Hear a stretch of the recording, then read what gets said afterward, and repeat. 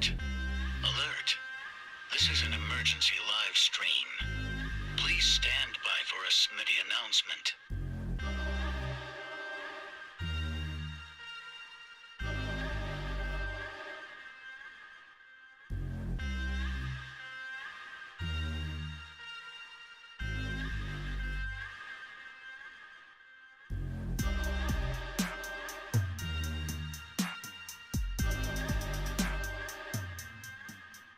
Alert.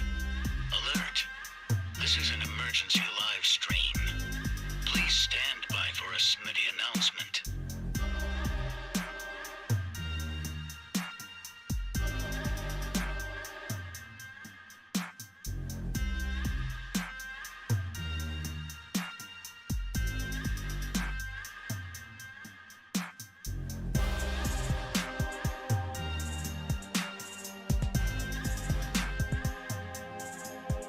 Alert. Alert. This is an emergency live stream. Please stand by for a Smitty announcement.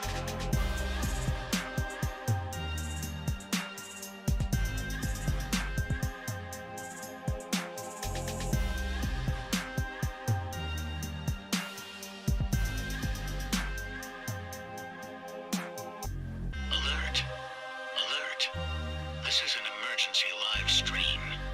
Please stand by for a Smitty announcement.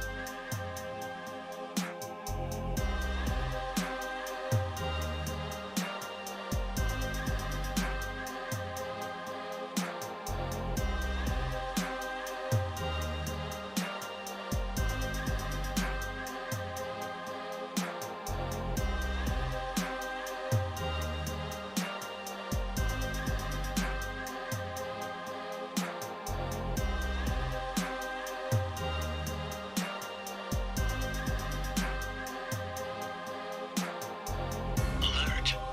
Alert. This is an emergency live stream. Please stand by for a Smitty announcement.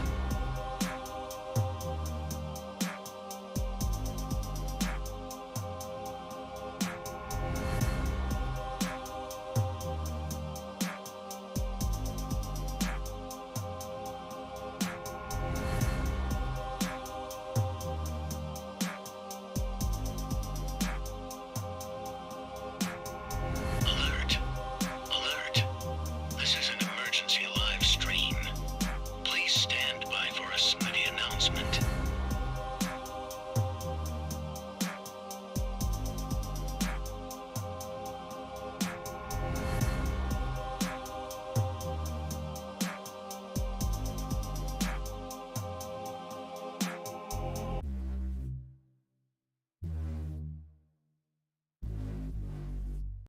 Live from the FantasyFootballShow.com studios. It's the Fantasy Football Show. Live! Monday through Friday, 7 p.m. Eastern. What is going on, good people? Emergency live stream. Not necessarily horrible news, but certainly not something you were hoping to hear. But apparently Najee Harris had a Lisfranc injury, a foot injury. This is what you call like a mid-foot sprain, right in this, between the big toe and the second toe, right like in this area right here, like on top of the foot. We'll go over that and more. We'll talk a little bit of Brian Robinson. We'll talk a little bit about some of the other news and notes. We have a little bit of a kind of a lot of news to actually talk about here on an emergency live stream show. From the FantasyFootballShow.com news desk, here is your breaking news. So here's the skinny, okay, on this situation. Najee Harris had, and probably still to some degree is struggling a little bit with pain, I imagine, with a Lisfranc injury. Now, Lisfranc is a scary term because you oftentimes hear Lisfranc and career ending. This is not that case. Najee wouldn't be on the field playing in a game if he still was suffering very badly from any ill effects from his Lisfranc. And there's footage of him training in the offseason. So at the risk of sounding like I'm calling this a embellishment, I don't want to do that. I want people to think I'm saying Najee is stretching the truth or that anybody is, but we saw him working out. There's video footage of him working out, cutting hard. So I don't know how much of this, was like, it could have been like a very, very minor, there's grades to these things. And he probably had the mildest form of a Lisfranc injury or something that resembled it or some soreness in the foot. And I think a lot of people just immediately gravitate toward, oh my God, Lisfranc, he could be done for the season, or it could linger all year. And there's a potential that it could linger. There's a potential that it's completely in the past and he was just rusty, and that was why this kind of came out. So Steelers running back Najee Harris told reporters that he had a sprained Lisfranc in training camp, and that he was like, the report was that's why he looked a little rusty tonight. He was kind of shaking off the rust. He was kind of getting in a groove. And so what you got to think about from this is that he's saying that he had it. Okay, so the Lisfranc is in the past, and we've already seen Najee's value drop kind of a lot the last couple of weeks. People worried about the Pittsburgh Steelers offensive line. People worried about the offense, the quarterback play, whether the football is going to move down the field properly. 116 of you in here, only 30 thumbs up. Wipe your feet on the way in if you could. So we're already looking at Najee Harris, as a value. Now, this probably tells me that he's going to fall even further. I think he's probably going to fall to the 10, 11, 12. I wouldn't be shocked if someone said, Smitty, I got him at 13 overall. I got him at 2.1. I wouldn't be shocked if people overreacted to this information. If you ask me, Smitty, are you concerned about his foot? I'm going to tell you, not really. Not really, because he's out there playing. If he had any kind of Lisfranc injury that was still lingering, or if maybe this thing was classified as a grade 1 Lisfranc injury when it really was just foot soreness, you know what I'm saying? Like, I feel like there's a little bit of an embellishment going on here, not on behalf of Najee necessarily, but I just don't see the Steelers or Najee putting him and himself in a position to make it worse in a preseason game. So I think the fact that he played in a preseason game that he didn't need to play in means that this is behind him. He's trying to get the rust off, exactly like the quote was lingering out there on newswires today. It was, hey, the reason I looked a little rusty tonight is because I had a Lisfranc injury in camp. So Najee's telling you it's in the past, and I think everyone's not going to hear that. Like my mom not hearing me when I was younger, and I'd say, Mom, I'm backing the car out of the driveway because it's in front of the basketball hoop, and I need the ball. And you're not taking my car for a spin. You're not on insurance, little Smitty. And my mom just in one ear and out the other ear. That's how some people react to this kind of news. I'd be frank and real with you. If I thought that Najee Harris was not in a good position, like if I was worried about this, I would tell you. I'm not worried about this. He wouldn't be on the field if this was something that was going to get worse. What the Lisfranc injury does is it makes the foot kind of less stable, because you sprain it up here, and it kind of alters a lot of what's going on with your foot, your explosion, the ability to keep it arched and all that stuff. So the Lisfranc injury is a big deal, but there are degrees and grades to it, and it sounds like his was the most minor, and it sounds like it's in the past. So if anything, this is what I would say. And there's a lot of people coming in and saying, wow, no. Rewatch the show, because I'm not worried, Corey. I'm not worried, Kyle. I don't think it's in the past. So that's the whole point of me coming on here, is sometimes there's breaking news that I need to shoot down or rectify or elaborate. and let you know that it's okay and that the news seems embellished or overblown or in the past or people are going to freak out or warn you. And I'm here to tell you that this sounds like it was the most minor degree of a Lisfranc, if it was even a Lisfranc. You know, so I think my point in coming in here isn't to say, hey, avoid him, or hey, be worried, or hey, drop him. He's already dropped too far in fantasy football drafts. Najee Harris shouldn't be sitting there at 8, 9, 10 overall.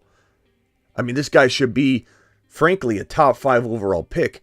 And the fact that you might now be able to steal him at 11, 12, maybe even 13 or 14 just means that that like this is a blessing in a way. It's a blessing in a way because he's going to be an absolute steal and monster, and every bit of risk that might I say might be present will now be baked in even further into 11, 12, 13. I want to know if any of you get Najee Harris at 13 or 14 anywhere in round 2 because of this news. I'm gonna be looking for it. I hope some of you can take advantage. My final advice on Najee coming off this news is don't be scared.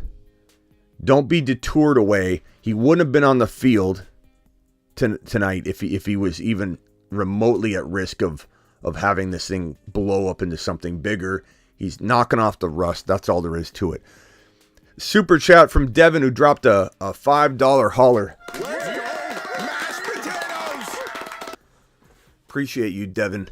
Devin says, hey, Smitty, thoughts on this trade? Murray, Waddle for Hurts in London.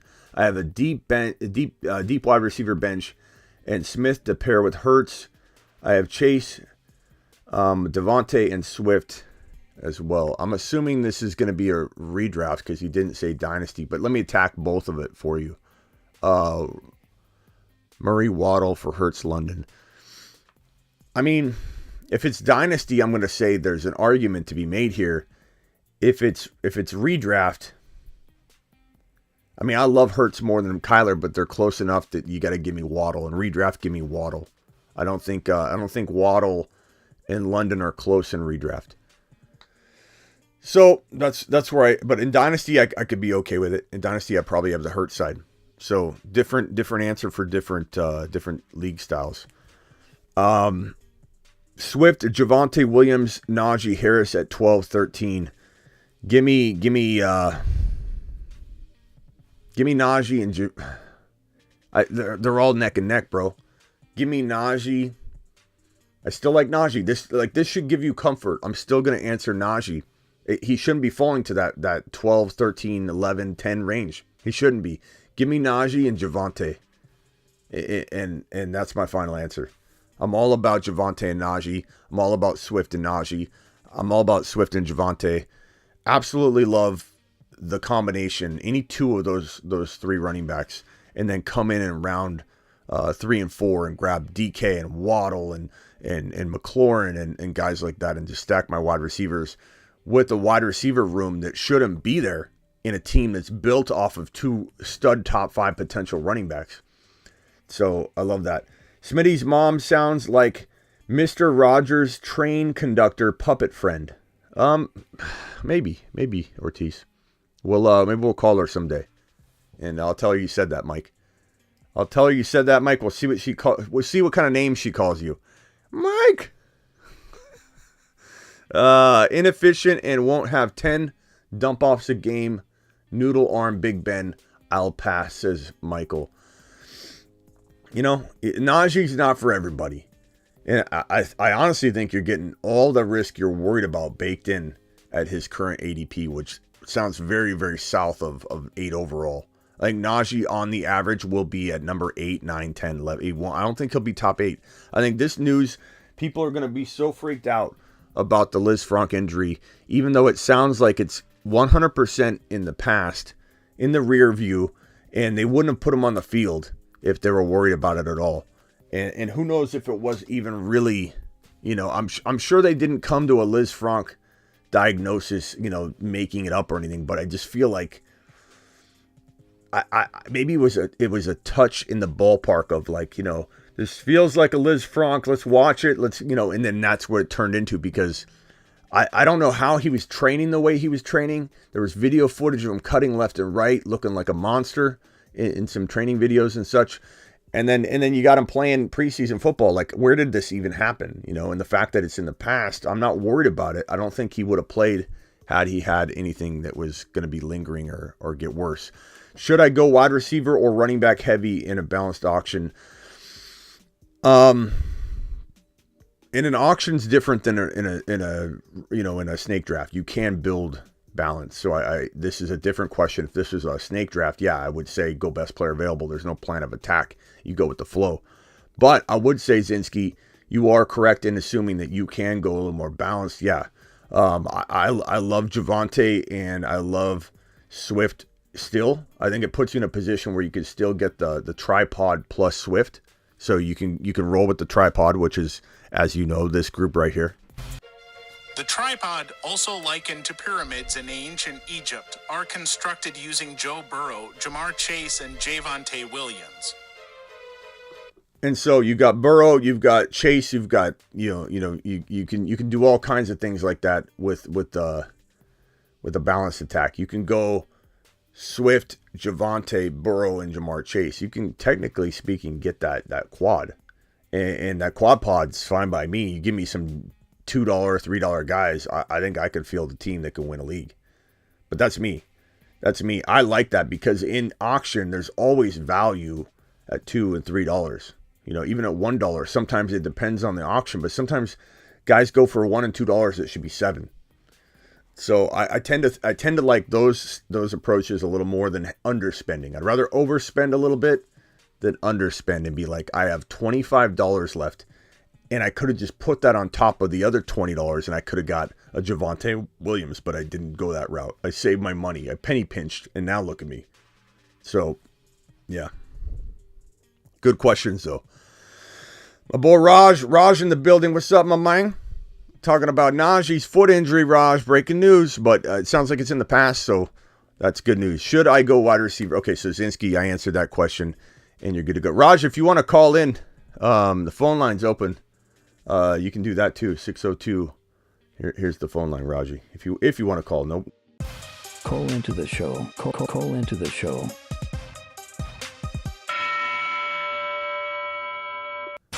To the moon. To the moon. Najee Harris, don't fret. Don't fret at all. He's fine. This is from Cody.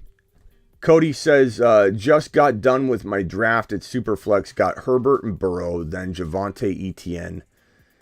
Lamb. I was like, I am Lamb. Okay, Javonte. Wow, that's a good team. Herbert, Burrow, Javonte Etienne, Lamb, Pittman, Ertz, Amon-Ra, St. Brown. Superflex. What is that? 8-man league, Cody? It's fantastic, man. No way that's Najee in a bad situation. I mean, you're talking about his offensive line, quarterback play. It's not the end of the world. I do believe like there's some concern there, but again, I would say that because you've got all this risk baked in, that if he was going 3 or 4 or 5 overall, which technically speaking, that's where his ADP would live if there was no concerns whatsoever and he was in a better offense and there was no offensive line issues. So it's just kind of like the DK argument. DK in round 5 is very arguably good. It's baked in. It's got all the risk baked in, and yet people will come out and say things like, "Oh, DK, he doesn't have a quarterback." Like that's an irrelevant conversation. You're having an irrelevant conversation with me, and it's boring. I don't want to talk about DK's quarterback situation when you're getting him in round 5. It's boring. It's boring. It's not relevant. Completely baked in. It's like getting the cashmere sweater from Seinfeld with the red dot on it. Getting it 20% off, or no, getting it for 10%. You're getting it 90% off. Cashmere sweater, one little red dot on it. You get it for 90% off. Then you go home and you talk about the red dot. This cashmere sweater is good, but it's got a red dot on it. I don't know if it was worth it. It's got a red dot. You got it 90% off. You're getting DK Metcalf like 60% off, and you're still talking about not you specifically. But whoever's, Bob out there, Bob complaining about it. And you're talking about his quarterback play. DK, it's all baked in. It's all baked in, 100% baked in. It's why we've got it. Where's the baked in sound? Baked in, boys. Damon with the super. Damon says JJ and Stafford or Adams and Lamar Jackson. Give me Adams and Lamar Jackson. No. Give me Stafford and JJ. I just worry about Lamar. And Stafford's close enough to Lamar, honestly. Give me JJ. Now, we're worried about Stafford's elbow, too, in fairness. But I think that's a little overblown. I think it's a little bit overblown. Maybe it isn't. Maybe it'll end up being something. But when Stafford was at his worst, when people are like, oh my God, Stafford, he's going to have to sit out. Literally the day before, he threw some amazing dime dropped raindrop to Cooper Kupp in the end zone on a scrimmage touchdown or a practice touchdown. It was like, the throw was unbelievable. And it's like, come on. That was the day before this whole panic started, ensuing. So I'm not too worried about Stafford. Maybe the Rams are happy everybody's blowing this out of proportion. If I was the coach and opposing defenses thought, oh my God, this guy's going to be hampered all year, I wouldn't correct the record. I'd be like, he's fine. Just whatever. let everybody think he's not going to be able to throw the football. Give me JJ and Stafford. I think JJ outscores Adams a little more than Lamar will outscore Stafford. And I think Lamar could get hurt. So that's another reason why I'm saying that. But it's a great question. Raj, thank you. You're a legend, pal. Appreciate you. I appreciate you. Look, we're a news show, Raj. We're a news show, and it's my obligation, whether it's news I need to shoot down or news I need to back up and support or whatever. I go live whenever news breaks, and that's just the way it goes. Plain and simple. Appreciate you, Steven. Swift over Najee. At this point, it wouldn't. Look, Swift's a top 7 or 8 overall player. Najee's going around 7 or 8. So I'm okay with that. If you want to go Swift over Najee, I'm fine with that. There's nothing crazy about that at all. I contemplated it anyway. When people would say, hey, who do you like at 8? I go Najee, but I could easily, if you factor in the little bit of risk that may be here, there is a tiny bit of risk that maybe the foot injury ends up coming back and bothering him, and they miscalculate it, or they say, hey, he looks fine. Yeah, he is fine. Then he goes out there and plays a full game, starts feeling some soreness, and then boom, all of a sudden we're worried now. And, that's a concern. Raj, you can call in and talk about Lisfranc injuries if you want, in your experience with how confident, if he's playing on the field, it sounds like it's not an issue. Like, they wouldn't send him out there if he had any kind of Lisfranc injury still, in the picture. But, coaches do all kinds of things, so who the heck knows? Swift or Javonte? Give me Javonte when push comes to shove, but if you're in, like, pick 10, you're more likely to get Javonte in round 2. So, as I tell people, go Swift, and then you'll probably get both of them. And I love taking both of them. But if like push comes to shove, and let's say I already own Jamar Chase in round 1, and I'm sitting there at pick 14 overall, and somehow Swift falls, I'm probably taking Javonte. So push comes to shove, I like Javonte, but that order can matter, GR, because it can allow you to get both of them. Lewis says 12 league half PPR just got done. Schultz, Najee, Javonte, Etienne, Brandon Cooks, Elijah Moore, Trey, Lance, Kirk. Did I do good? Lance, Kirk. I don't know what the last part is, but you already have Lance and Kirk. Maybe you just pasted that in again or something. Let's see here. Schultz at tight end, Najee and Javonte, fantastic running backs. Etienne, good gracious, man. I wouldn't mind you trying to get a better wide receiver 1, but at what expense? Are you going to get rid of one of those monster running backs that you got? I like it, but you could try and potentially trade Cooks. I don't know. I try and trade Cooks into DK somehow. If I'm being honest, I would try and do that somehow. Maybe you got to do that later in the year. Your trade might come, Lewis, when players start slumping in weeks 1, 2, 3, 4. There's always 5 to 10 elite players that don't do anything for multiple weeks in a row, starting in week 1, and people start selling those players on the cheap. And Lewis, that might be where you make your move. Not every move has to be made before week 1. A lot of people think I got to make this one trade before week 1 starts. Not necessarily the case. So Lewis, that's what I'd probably do if I was you, is you wait.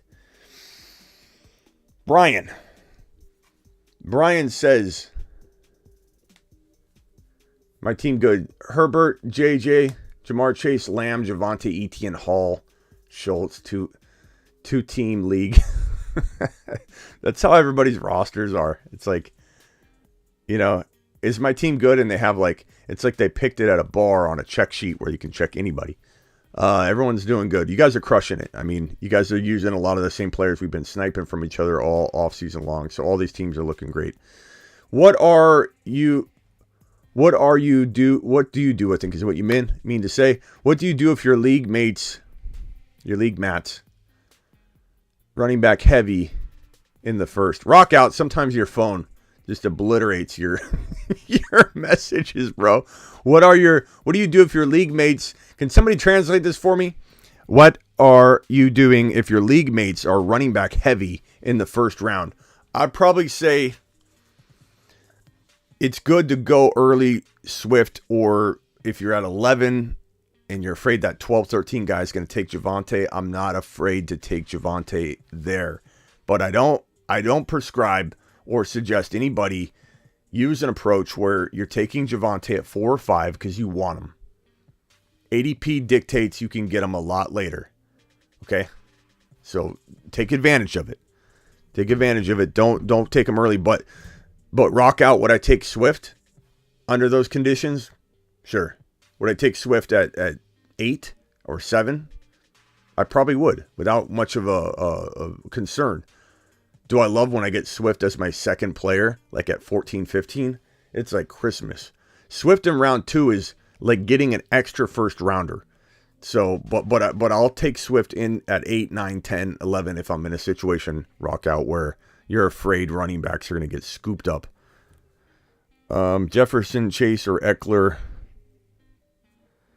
with the 2 pick. You can't go wrong with any of the 3, man. To be honest, it kind of comes down, Trinidad, to who you can get away with, bro. Can you get a running back like Javonte in round 2, or are you going to be stuck with going Barkley, which you may like, I don't like. I don't want Barkley as my second drafted player. I'm sorry, I just don't. I don't want Fournette as my second drafted player. I'm sorry, I just don't. I don't want Zeke Elliott as my number 1 running back. However, I am not somebody that drafts a position. I draft a player. So would I take Jefferson or Chase over Eckler?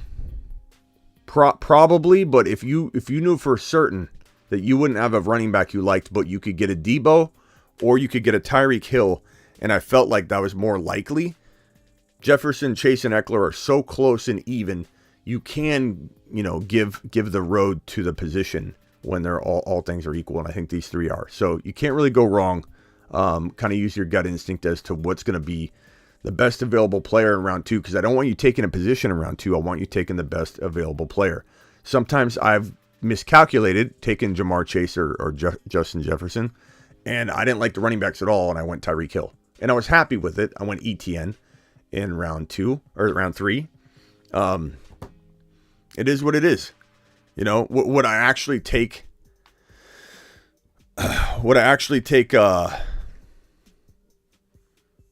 Jefferson, Hill, and AJ Brown and then start building my running backs? Like, what if you could get Etienne in the 4th round? So, for sure, I take the best player available all the time. You forgot my $5 super chat. Okay, let me look for it, pal. I did see one from you. Last question, no problem. Ask away, bro. Post-trade grade, my team: Stafford, Kamara, Barkley, JJ, DK, Kelsey, Pierce, Colts, Tucker, bench. By the way, broski, thank you for dropping another $5 holler. That gives you a standing ovation. Appreciate you, kind sir, good man. Let's pull this on screen here. What is this again? Rate my team. Kamara, Stafford, Barkley, JJ, DK, Kelsey, Pierce, Colts, Tucker, Hopkins, B-Rob. Sorry about B-Rob. That was a good value player that's now gone. Or maybe not. You know, there's word that he could be okay. We don't have concrete anything right now. Some people are saying he might be okay. What if it was flesh wounds? You know, we don't really know yet. So B-Rob could be back on the field in week 1 or 2, or he could never play weeks 1 through 17. We don't know. We're hearing conflicting reports, so I don't even feel like, speculating on it right now. The latest thing was from Ron Rivera, which said, I just got done visiting with Brian. He is in good spirits and wanted me to thank everyone for their kind words, prayers, and support. He wants his teammates to know he appreciates them all reaching out, and he loves them all, and will be back soon doing what he does best.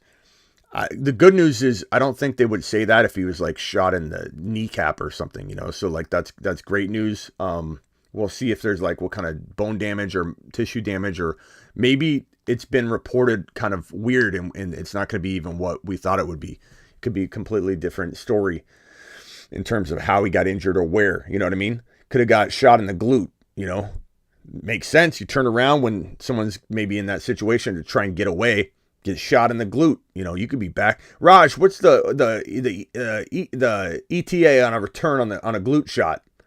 Can we get Raj in here? How's that tissue heal when you get shot in the gluteus maximus?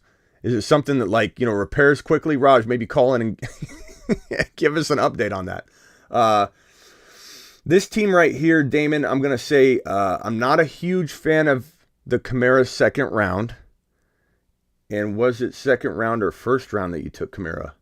Because I'm not a fan of him in the second round. I'm a fan of Kamara in the third round in some situations. And I just did a draft in Miss Smitty's work league where I took Kamara in round 3 because I had to have her purposely snipe me because I'm helping her and she's drafting right in front of me. And I'm like, yeah, go ahead and take go ahead and take ETN, Miss Smitty.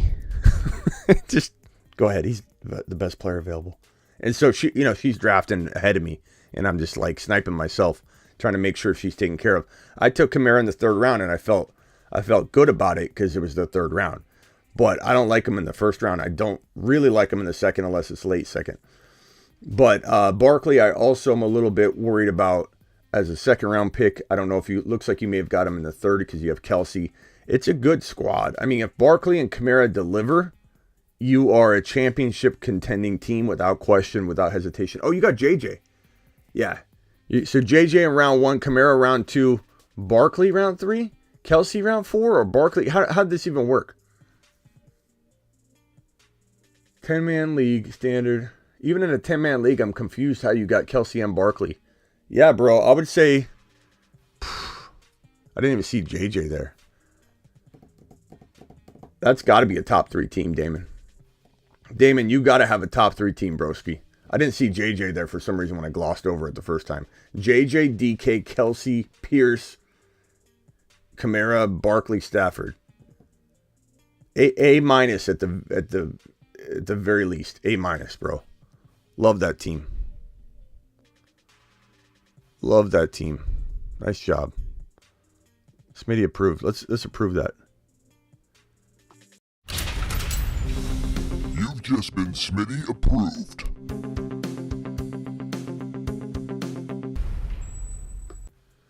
Okay. Appreciate your kind words, super chats, and everything.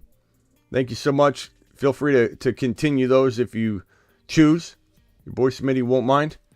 And let's get on to some of these other pieces of news. So, as you know, Brian Robinson, unless you've been living under a rock, Brian Robinson was shot multiple times in an apparent carjacking attempt. As reported, the injuries are considered non-life-threatening. And then I just read to you the report by Ron Rivera, which is a tweet. Ron Rivera has said that he's got done visiting with Brian Robinson. He's in good spirits and wanted to thank everyone for their kind words and prayers. And the most important part is at the end where he says, and we'll be back soon. He wanted everybody to know he'll be back soon doing what he loves to do best. So to me, that feels like they wouldn't say that, I don't think. Maybe they would, who knows. if he wasn't out of the woods in terms of one of these like career-ending type of injuries, or like let's say something hit the kneecap or shot into the foot, and it's like gonna need plates and things to repair it.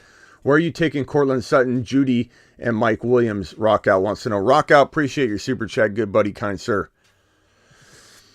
I'm gonna say I'm taking Cortland Sutton in like the 6-7. And I don't even find that I'd take him in 6 when he's there. I'm just telling you like where it's comfortable, I suppose. And Judy, same thing. Give me St. Brown over both of them all day long. Mike Williams is he was such an amazing 5th round pick. Why did we have to ruin the ADP? I feel like now he's a sometimes 3rd rounder, and that's too rich. There's too many other players to take in the 3rd round. But like 4th rounder, he's still very, very, very, very likable to draft in the 4th round. But if you get him in round 5, if you're playing with 11 other grandmas and he falls to round 5, that's a home run. That's a home run. As far as Sutton and Judy a little bit later, I'm taking St. Brown. I'm taking Mike Williams, both over Sutton and Judy. But part of that's because of the ambiguity behind both the wide receivers and who's going to be the starter in Denver, who's going to be the main number 1 target for Russell Wilson in Denver. Because we don't know, it kind of dilutes both their values. If one of them is solidified as the top dog and gets ultra targeted by Russell Wilson and he laser locks onto them, then that player could climb above Mike Williams. But for now, I like Mike Williams more. But it's a great question and a tough one to answer, to be honest. Javier says, Sky, Rashad, Palmer, Wandale, or Pacheco, drop 1. For a defense, Wandale. Look, Giants are a bad team. So Wandale coming out and exploding, I don't think so. I'm going to drop Wandale and not even blink. Doesn't mean he's not good in Dynasty, but just not my cup of tea, bro. Joey, the man, the myth, the legend, Joey with the $5 holler. Yeah, buddy. The Joe Man dropping a $5 holler. Rate my team: Joey B, Joseph Burrow, Eckler, Javonte, Lamb, AJ Brown, Waller, Brees, Hall. How could you improve? There's not much you can do. Number 1, all your guys are on the come up. So how are you gonna trade him? You know what I mean? They got to wait for AJ Brown to gain his value because he's undervalued, but he's amazing. I love him as a 3rd round pick. Lamb's a 12-13 turn guy. 14 overall, 12, 13, 14. Javonte's a 12, 13, 14 overall guy. And Eckler's a top, like arguably 2 to 8 guy. You could take him at 2, you could take him at 7, you could take him at 5. You got a bunch of monsters, bro. And Brees Hall waiting in the wings. I don't know that you can really do anything. I don't know that you need to do anything. You've got my boy Javonte. You got Joey B. The only guy you don't have is Jamar Chase from the tripod, but you don't really need Jamar Chase. You've diversified very, very well. And Lamb and AJ Brown are a fantastic, wide receiver 1 and 2. Eckler, I mean, what can you do? There's not much you can do here, bro. There's not much you can do. The only thing I would have said is, where's Dameon Pierce? Did you draft Dameon Pierce? But past that, I mean, you got every sleeper you can want with that build, bro. That's fantastic. Congratulations. That's totally Smitty approved. You've just been Smitty approved. Monster team, bro. Traded my Adams and Lamar for Stafford and JJ. Yeah, I mean, bro, totally arguable. Adams and Lamar is fantastic. Stafford and JJ is fantastic. It's kind of like even Steven, type of thing. But I would lean in the direction of JJ. And that's what you did. So awesome. Foot injury. Watched from the beginning, Cheddar. We've already covered this in like 20 straight minutes. Seems like a non-issue at this point. He had a foot injury. Had as the key word, and came out and played and said he was kind of shaking off rust from a previous injury, but an injury we didn't know he had. So it's a little alarming we didn't know he had a Lisfranc, but it sounds like it was to the 1 degree level, not, severe grade 3 or something. So not a big deal. Can you do a Q&A at Sun Devil Stadium? Most certainly could, Rock Out. Most certainly can. I'll make sure I make that work. Next time I'm at ASU running at night, I will do a Q&A for you, Rockout. Just for you. Hard to rate some of these teams with all the chats going through, which is why the super chats make it easier to do that. If you want me to rate a full team, I'll try and do some of these. Brady, Henry, Aaron Jones, Mike Evans, Amon-Ra St. Brown, Schultz, Zeke, Elijah Moore, Brady, Henry, Aaron Jones, Mike Williams. I mean, it's pretty good. I mean, you need Henry to stay healthy. You need Aaron Jones to ball out. You need Brady to stay healthy. There's a couple of those, guys that may and probably have 1 year left, but, you got to worry about it a little bit. So Henry, I worry a little bit about it. Brady, I worry a little bit about it. And Aaron Jones, I kind of worry. Mike Evans, I kind of worry. It's kind of like it's almost like the all final go last hurrah team. And they all could come together and do it for you. I'm not saying it's bad. I'm just saying there is a lot of those guys. Henry, Brady, Aaron Jones, Mike Williams. They're potentially at that peak. And do they go down a little, or do they go one more year before they go down? It's just ironic they're all on the same team. Joey says, how well do you expect Brees to do? I made it pretty clear. Nothing's changed. I know people want things to change, and people say, okay, now are we worried? Nothing, zero has changed. Not one single thing has changed. The guy played mediocre in the preseason. Who cares? Sometimes when a player plays well in the preseason, we celebrate it and we go, see, told you, now he looks good. And then when they do bad, we don't. But the truth is, the preseason should only amplify things you already feel, and you shouldn't draw new conclusions based on the preseason. Preseason's like the combine. You shouldn't come out of the combine going, oh my God, this guy is so fast. I didn't really know about him. Now I think he's going to be an elite player at the NFL level. If you didn't feel that walking into the combine, you could get tricked by the combine. If you walk into the preseason and you start liking a player in the preseason, it can burn you. Or if you stop liking a player you loved because of preseason, it can burn you. But when you walk into the preseason and use it as an accoutrement, an accessory, an additive, if you will, and you say, hey, this is a process of supporting my theory and my thinking, and you watch a guy like Dameon Pierce go out and dominate when you already thought that was probably going to happen, it's an additive. It's a support for what your theory already was. It just backs you up. That's what you got to do. So,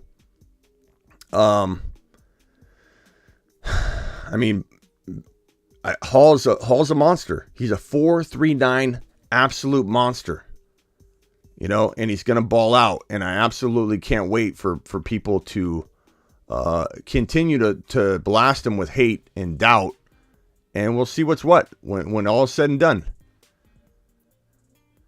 Trying to find some more questions here.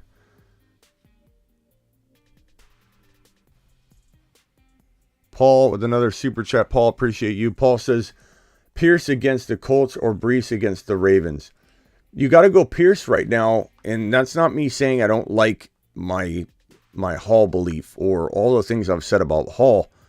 Nothing has changed for Brees Hall. He was never going to get all the work in week one, nor do we really want it. Like, as excited as I am that Dameon Pierce is going to get fed full workloads walking into week, one, he could hit a rookie wall a lot quicker than, let's say, Brees Hall if he's unleashed slowly. And week 5 is when Brees Hall is getting those 18 carry and 22 carry games. You know what I'm saying? Najee, yes. Jaylen Warren is the cuff to Najee. I think if we take anything away from tonight is that you need to make sure you cuff Jaylen Warren to Najee Harris. That's the one thing I would say, GR. The one takeaway that we need to make sure we're aware of coming out. Jaylen Warren is the handcuff. So give me Pierce on this question. Thank you for the super chat. Appreciate you. Joey, how well... Oh, I already did that one.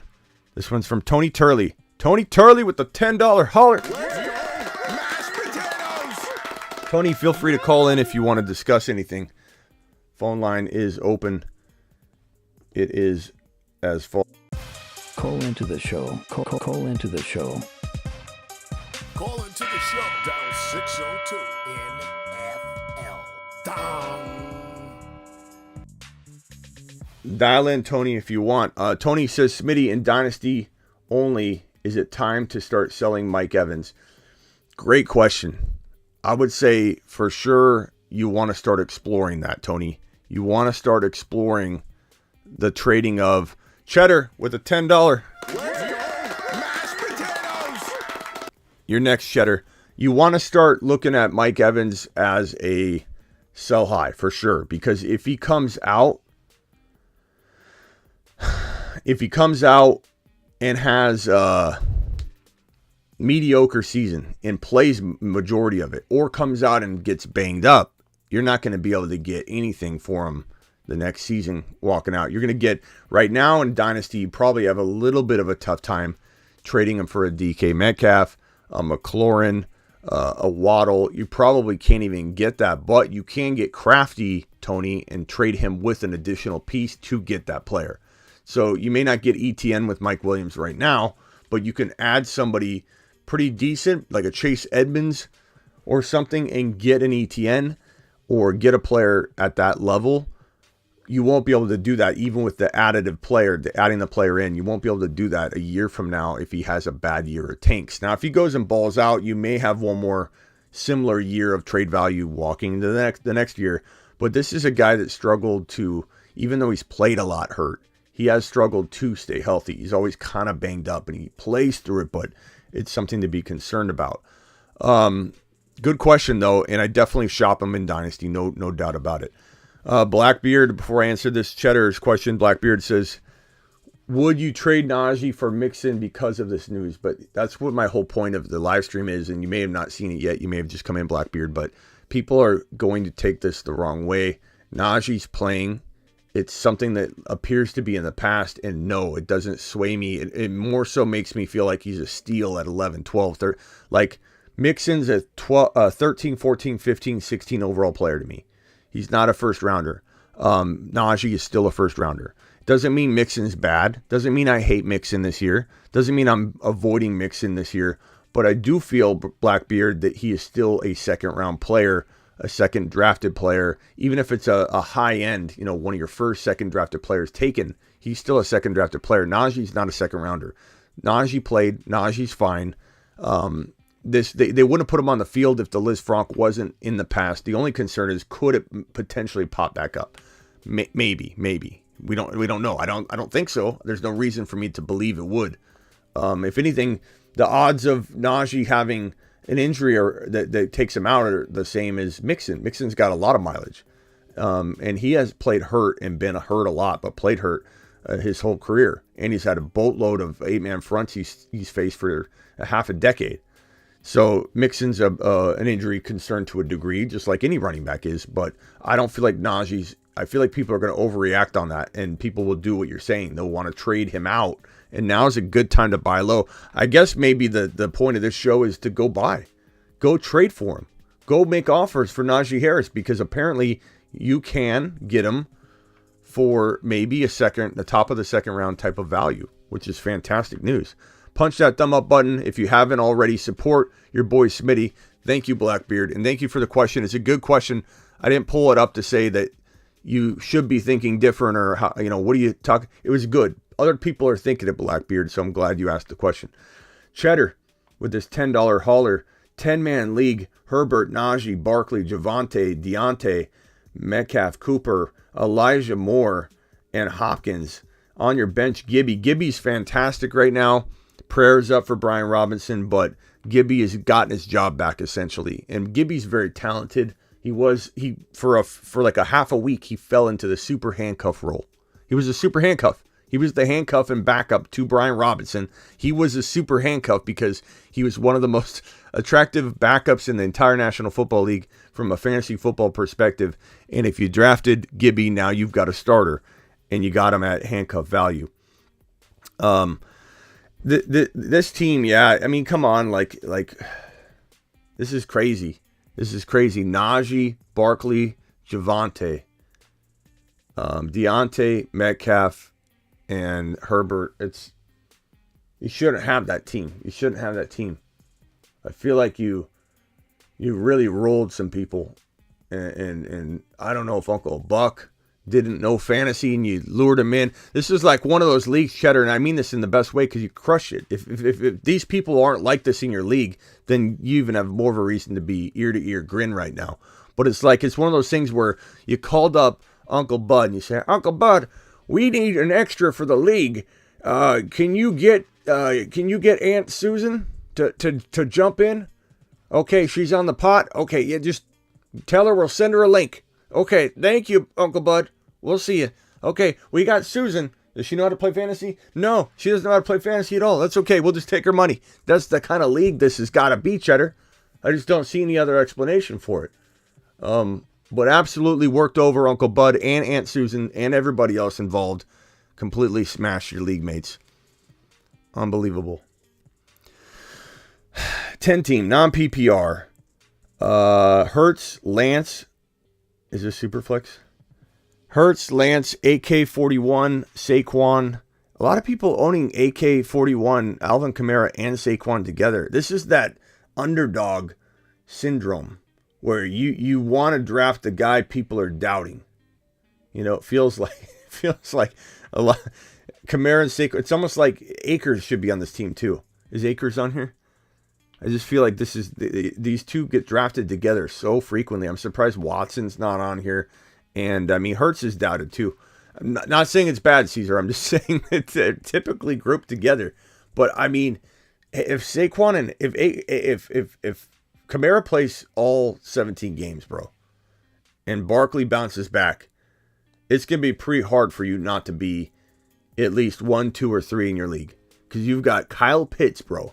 You've got arguably a 1 or 2 tight end overall. You've got arguably a 1 or 2 overall wide receiver. You've got arguably a top 5 fantasy football quarterback in Jalen Hurts.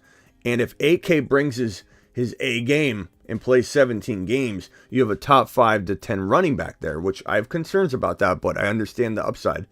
And if Barkley brings even close to top 10 running, how's anybody going to beat you? Not to mention you have my boy Dameon Pierce. Caesar, you did great. You did fantastic. I'm not just saying that because these guys super chatted. There's a reason some of the people super chatting have amazing teams is they're raking in the cash with their amazing teams year in and year out. And so they've got a little extra quiche and they're just throwing it my way because they've been balling, bro. Zach Hickerson, thoughts, 1 QB, 0.5 PPR. Lance, Javonte, Barkley. Pierce, Gainwell, Henderson, Pacheco, Chase, Waddle, Amon-Ra, St. Brown, Ayuk, Olave, Pickens, and Pitts. It's like, bro, I almost didn't even see Pitts. When I'm reading a team and I'm like, okay, pretty good. And then Pitts is always at the end, right? He's a tight end, so he's the last player named. And I'm like, as soon as I'm like, okay, good. And then Pitts is at the end. It's like a scale goes like this. It's like really heavy, you know, where and then also it's like, and it just balances out the whole entire squad for me. It's like Pitts is, God, Chase, Pitts, Lance, Javonte, Barkley, love it. Very balanced, just a totally balanced scale. And then Pierce. You guys keep drafting my boy Pierce. I feel like we've done so good. I feel like a proud papa right now with every one of you chiming in, rolling in with your teams, and you all have Dameon Pierce, like your papa said to go get him. Go get him and bring him home. Go get Papa Pierce, or Papa Smitty said go get Sonny Boy Pierce and bring him home. Bring him home where he belongs, okay? And let's ride. Let's ride. This is going to be a season to remember with Dameon Pierce getting pierced, and let's do it. Let's do it live. That's what Papa Smitty said, to go get Dameon. You guys are all coming back like I asked. Pierce has been on almost every one of these super chatted rosters that I've seen. It's absolutely crazy. You guys have done a fantastic job. Pierce is the key, the league winner, the hidden gem league winner sitting here. This is maybe a top 12 running back, maybe a top 8 to 12 running back.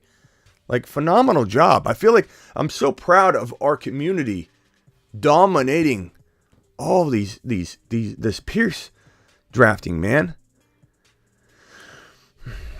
Wildcard wants to know, if I missed a super chat, let me know. I think I got everybody so far. Completely disregarding draft position, who should I have as a keeper, J.K. Dobbins or ETN? Wild card, first of all, welcome to my channel, because obviously this is your first time here. I just stay away from JK, bro. Run away from JK. ETN is a moon man, for goodness sake. I mean, he's a moon man. The moon men dropping loads in outer space.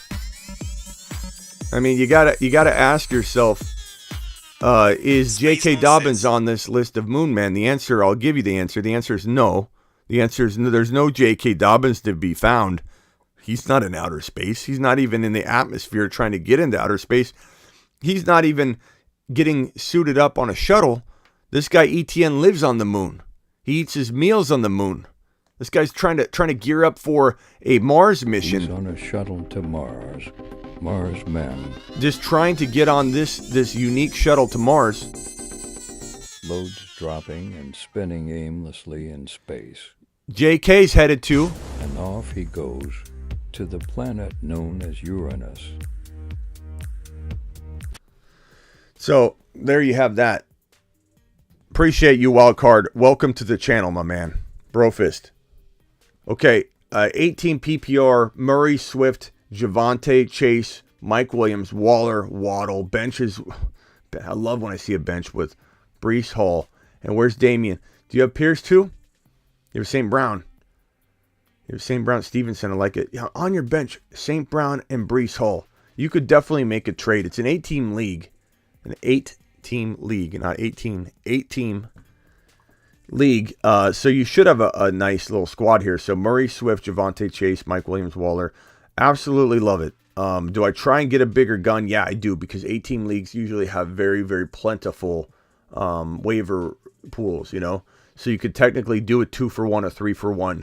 Get rid of a Waddle, and you got Pittman on your bench. I mean, get rid of somebody. Get rid of Waller and Waddle, or Waller and Pittman, and get one big monster gun. Go get Kyle Pitts using Waller and Pittman, or Waller and Waddle. And you might say, oh, Smitty, that's an overpay. Doesn't matter in an 8-team league. I bet you Knox is on waivers right now. You gotta take in the whole context.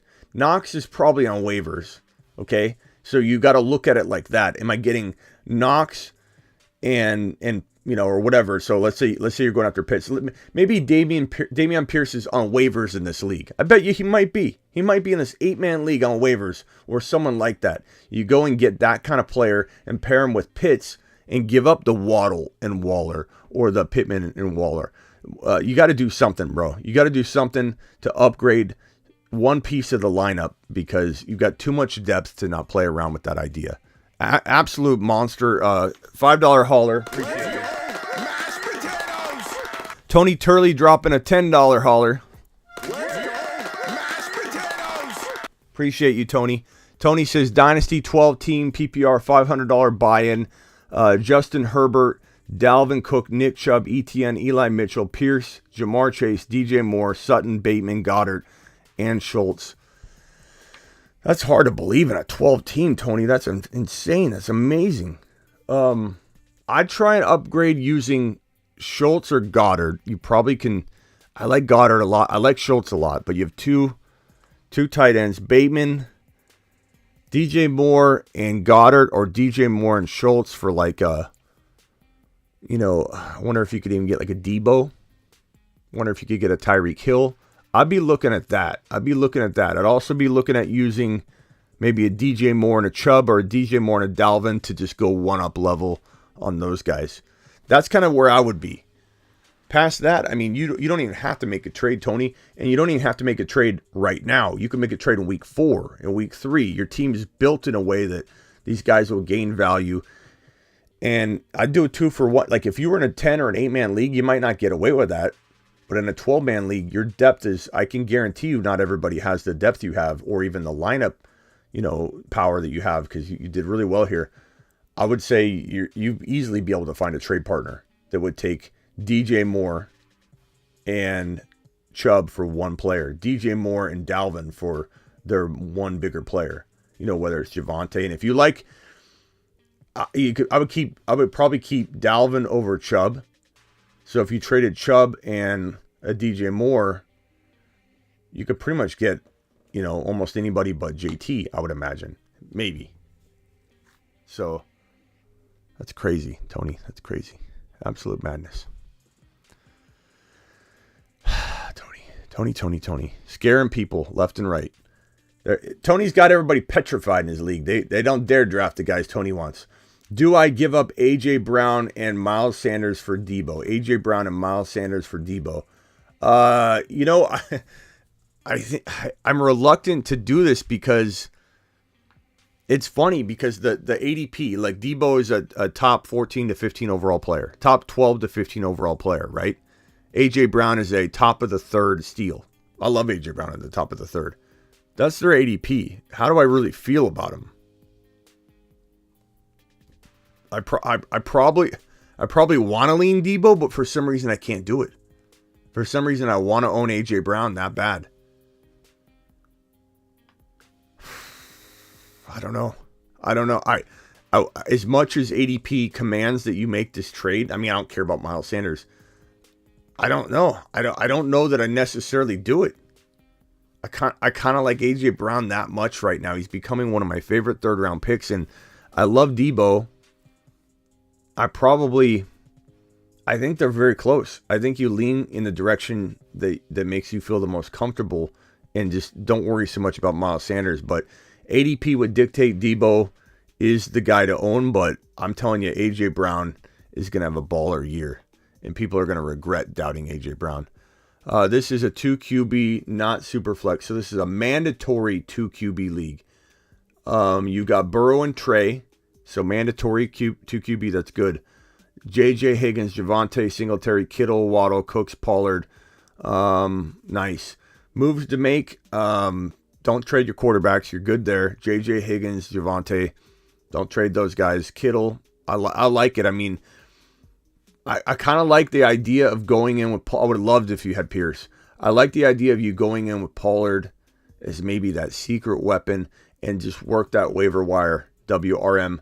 I don't know that I want you trading anybody. I don't think Kittle's going to get you what you deserve, so hold him. I don't think Waddle's going to get you what you want trade-wise if he increases in value. I wouldn't be opposed to trading like a Gabe Davis and a Waddle, or trading a Singletary and a Gabe Davis, or even a Pollard to the Zeke owner and Gabe Davis for one upgrade somewhere. Like, I wouldn't be opposed to those things, but Javonte's got an increase in value. You can't trade him. Higgins, he's kind of valued pretty high. You potentially could go get like a different player for Higgins maybe if you wanted to, but I like Higgins. I love the Burrow Higgins stack, so I don't want you trading anything. I just want you taking this team into battle and be the guy that picks up the next Mitchell. The 2020 version of Eli Mitchell. I'm going to help you do it. My waiver wire show is going to help you do it.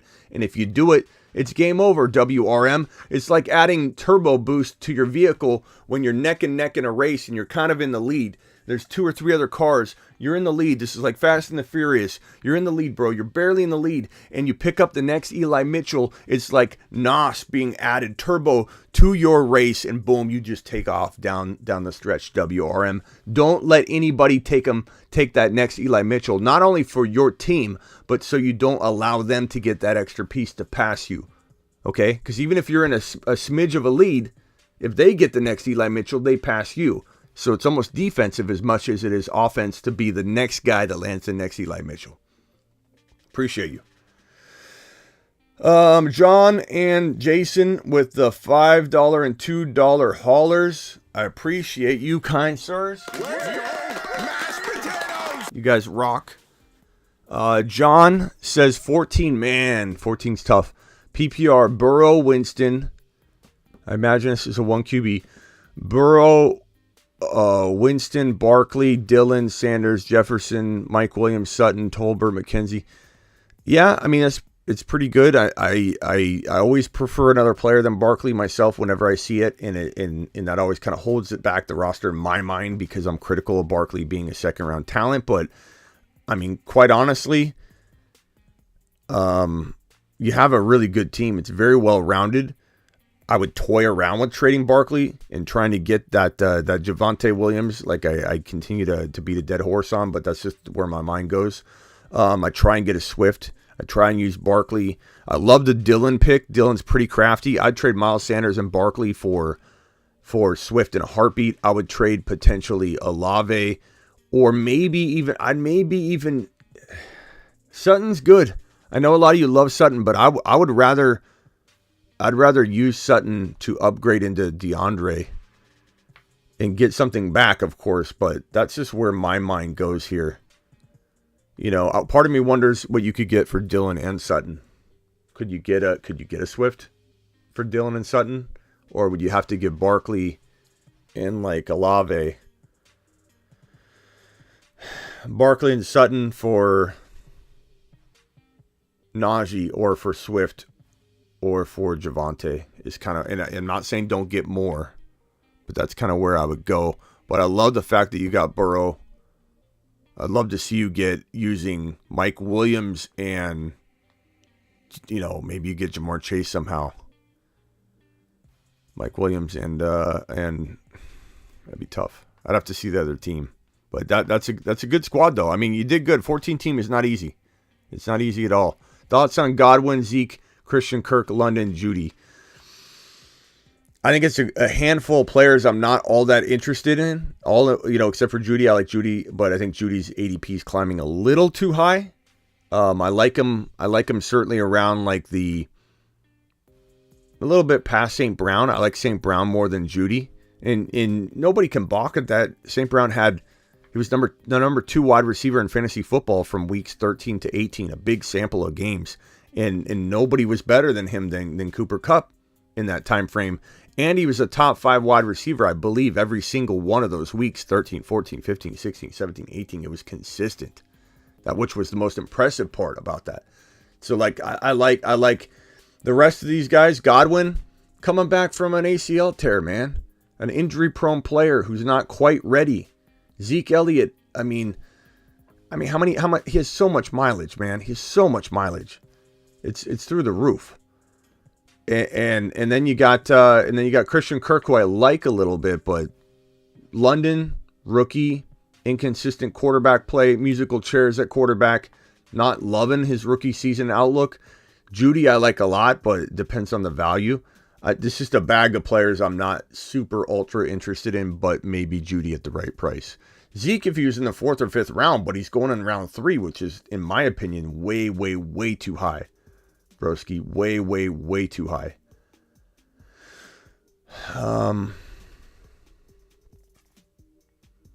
These are good teams. You guys have some good squads, man.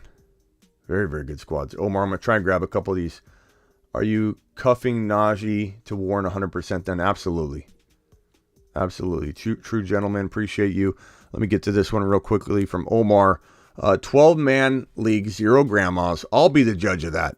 0.5 PPR, 3 wide receiver, 1 flex. Burrow, Swift, ETN, Jamar, Sutton, Lazard, Schultz, bench. Very, very good squad. Very good squad. I love the ETN and Swift with Burrow. I love Jamar and Sutton. Your weak link maybe is the Lazard spot, but I mean, you've got Pollard. I don't know if he can be a flex and be in that spot, or if that actually needs to be 3 wide receivers. London's going to be good for you. Look for Dobbs on waivers. Look for Nico Collins potentially for the end of your bench. Really, really like it. True Gentleman says, Gabe, Deontay, Mike Williams, Tony, Ayuk, Julio are my wide receivers. Those are pretty weak. Deontay's struggling with that shoulder potential injury. Mike Williams I like the most. Gabe Davis is pretty sneaky. I mean, Mike Williams and Gabe Davis are both pretty sneaky, but they're just not good. You know, those are your elite wide receivers or your top wide receivers. Ayuk is interesting. I mean, Gabe Davis, Mike Williams, and Ayuk, you better have this better be an auction, and you have JT and Javonte and ETN and Mahomes. You know what I mean? Or Kyle Pitts and Burrow on top of those. Or I don't understand how we got here. But gentlemen, that's okay if that's what you're building with. If it's a really imbalanced scale, but you have some monsters, then it's okay. That's okay. $5 holler from Nick. Mashed potatoes. Appreciate Nick. Nick says, have pick 2 in a 12-team 0.5 PPR, 3 flex, 6 points per TD pass. How should I approach this draft? Should I punt tight end in this format? I always punt tight end to a degree because I love Goddard. I love the fact that you can get Knox and Goddard later. I love Dalton Schultz. I conducted the train. I felt like nobody was talking about Dalton Schultz the way we were on this channel before he became a 6th and 5th round staple. Now he's in round 5 or 6. So I kind of turned toward Goddard now. I kind of turned toward Dawson Knox. I love those guys. Thank you, Omar. I'm trying to get to everybody's chat too. Nick, should I drop B-Rob for Warren Smitty? Probably if you have Najee, but B-Rob could be okay. I'm refreshing. I'm trying to get some concrete news. I've heard people say things like he's going to be okay. They don't know. Nobody knows. We don't know the extent of the injury. They want a privacy, so we don't know what the extent is right now. The fact that he, his Ron Rivera's report was that he'll be back doing what he loves quickly. That could be an overly optimistic statement. Like, his kneecap got, who knows? We don't know. Or it could be flesh wound. It could be flesh wounds, 2 flesh wounds. It could be a glute shot. You know what I mean? Like, it could be a pain tolerance thing if it's in the glute, maybe. So we'll see, and that's kind of a hard one to say. Like, it got shot in the glute, so it might not come out right away, but we don't know. But Jaylen Warren, if you have Najee, he's pretty good. Have pick 2. How do you approach pick 2? I go late tight end, like I said, Goddard, Knox. I usually do that anyway. And your boy Smitty, from 2020, 2019, and 2018, those 3 years in a row, 2018, 2019, 2020, I average as the number 1 analyst in the entire fantasy industry over that 3-year span in tight end rankings. And it's because of guys like Waller, calling TJ Hawkinson. And so I'm all about the Goddard and Knox and Freiermuth approach, because year in and year out, number 1 in the industry, according to Fantasy Pros, in those 3 years average, number 1, because I'm not taking Kelsey at 2.2. I'm taking Goddard. I'm taking Dalton Schultz. I'm taking Freiermuth. I'm taking these guys that are Knox, that are going to get you those monster production returns on your investment. ROI is amazing on those guys. So that's my approach there. As far as your general approach from the 2 pick, 0.5 PPR doesn't deter me away from maybe going JJ or Jamar Chase. But, what do you do with that pick? I don't believe in CMC. I don't believe in Henry. And so the 2 picks hard. I'd trade for the 12 pick straight up. If you could trade entire draft slots, I would do that. I love the 12 pick. You get Swift and Javonte Williams, or Devontae Adams and Swift, or Najee could fall there now. And Najee's kind of a guy I like as much as anybody. Eckler would be the safest move. If you can't trade down and you want RB and you're afraid RBs are getting scooped up, honestly, I'd go Eckler before I go CMC or Christian McCaffrey. And a lot of people call me crazy for not wanting to touch CMC or McCaffrey at that 1.2 draft slot. I just don't want to have any part of that.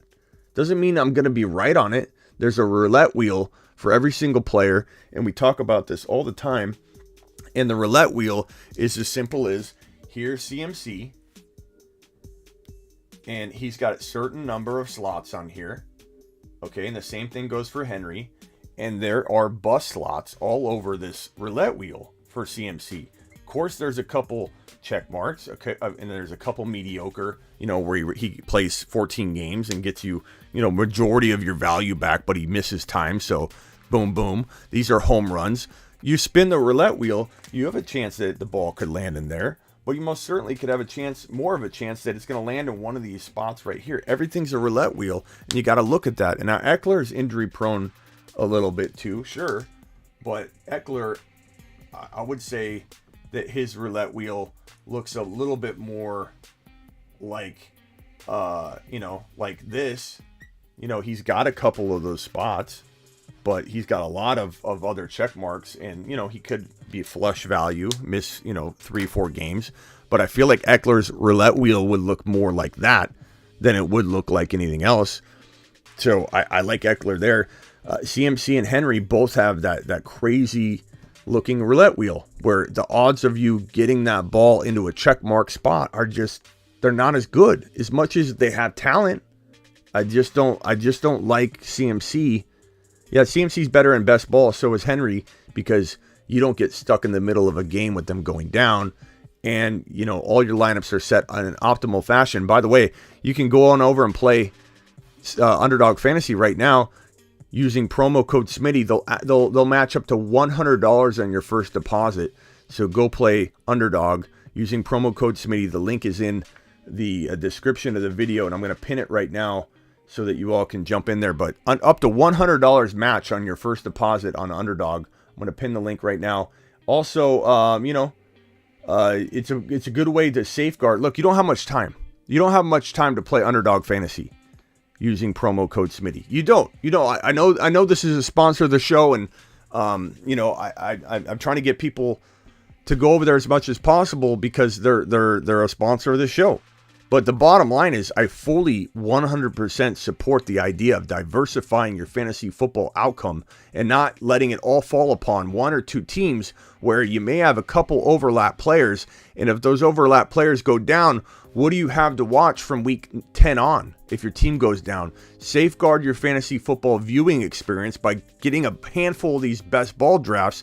And the Best Ball Mania 3 is about to close in the next couple of days. Is $25, and you can win $2 million if you win first place, $1 million if you win second, and even from 401 place to 470, they pay $1,000 for every single one of those slots. So if you're 460th place, you get $1,000. You're 470th place, you get $1,000. The payouts are unbelievable. So go play Underdog Fantasy, promo code Smitty. This draft, I think I've explained this enough. Eckler from the 2 if you're worried about running back. Is JJ or Jamar Chase the best pick? I think so.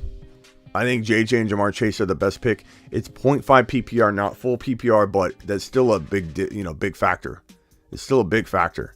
And it's relatively speaking, because why? Running backs pull in a ton of passes all over the place. Okay, so only Henry and maybe Chubb don't get almost the same kind of adverse effect of a downgraded scoring system from PPR to 0.5 PPR. Like, relatively speaking, you were getting the same kind of relative drop-off with running backs. You go from PPR to half PPR. Well, now running backs like Eckler and Najee and everybody that catch passes, and that's everybody but 2 or 3 or 4 of the top running backs that catch a lot of passes, they go up a little bit. In a going from 1 PPR to half PPR, but not that much. All the running backs and wide receivers, relatively speaking, kind of move together. Non-PPR and PPR, it's not as big of a thing as people make it out to be anymore. That's why a lot of these sites do half PPR to be in the middle, like the Underdog drafts are half PPR. I don't like half PPR, but it meets in the middle because it really isn't that big of a difference these days with the way running backs pull in passes. So Justin Jefferson could pull in 2K yards and 18 touchdowns, bro. That's worth the number 2 overall pick to me. Question is, can you get Javonte in round 2? Or are you forced taking a guy that I don't necessarily believe in, like Barkley in round 2? Then I'm not as high on the opportunity. But Eckler's great. Eckler and Hill, smash it. I like Eckler, but JJ's the number 1 or the number 2 overall player probably. Or Chase. I love both of them. They're pretty even. Rockout says mock Chase, Lamb, Allen, Elliott, Mitchell, Schultz. That's the mock you just did. Chase, Lamb, Keenan Allen, Elliott, Mitchell, Schultz. I'm not a big fan of the Elliott and Mitchell. Mitchell's banged up right now. I don't mind Mitchell, but I think the Allen part I don't like. I would rather you go ETN. Allen to me is a good third rounder, but not a great third rounder. A good third rounder. I'm not against him, not calling him a bust, but I think he's a good third rounder, not worth taking this wide receiver approach. The only way I'm forcing myself into a corner going wide receiver is if that wide receiver was AJ Brown. You took Chase, you took Lamb, you thought you were going to go running back, but AJ Brown sitting there in the third round. That's what would make me go wide receiver. Keenan Allen's probably not going to make me go down that crazy road, to be honest. Missed my super chat. Yeah, I'm going to get it right now. Thank you for the super. Appreciate you. Thank you for the super. Appreciate you. Thank you for the super. Appreciate you. We got some standing ovations to give out from these monster super chats. I think this is another one that I missed when I was going on a rampage. And then True Gentleman, I think I got True Gentleman's, or no, did I? This is a new one. I think I'm caught up there. Zeke, Christian Kirk. Okay, so this one right here, Gabe Davis, Deontay, Mike Williams, Tony. Oh, I think I got that one already. Okay, so this is one right here, $4.99 from Nick. Let's give Nick a standing O. Appreciate you, Nicky. Nicky boy.